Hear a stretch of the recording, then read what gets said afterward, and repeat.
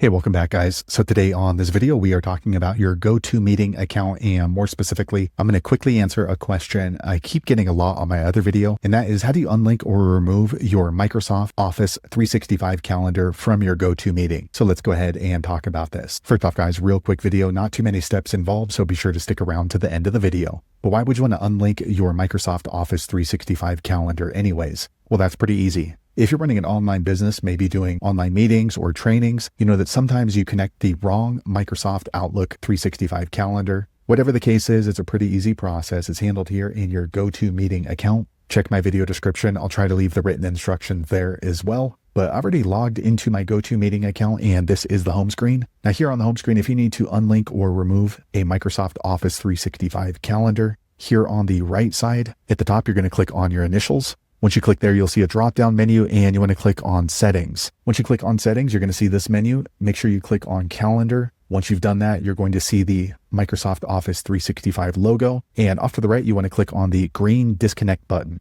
Okay, quick second later, the page refreshes. Now you can see the button turned from green to black. So now my Office 365 calendar is no longer linked to my GoTo Meeting account. So there you have it, guys. If you're wondering how to unlink or remove your Microsoft Office 365 calendar from your GoTo Meeting account, that's the easiest way I know how to do it. If you know an easier way, be sure to leave a comment below. Let the rest of us know how you did it. Hopefully you found that video useful. If so, click thumbs up or maybe consider subscribing to my channel, and I hope to see you on the next video. Thanks again for watching.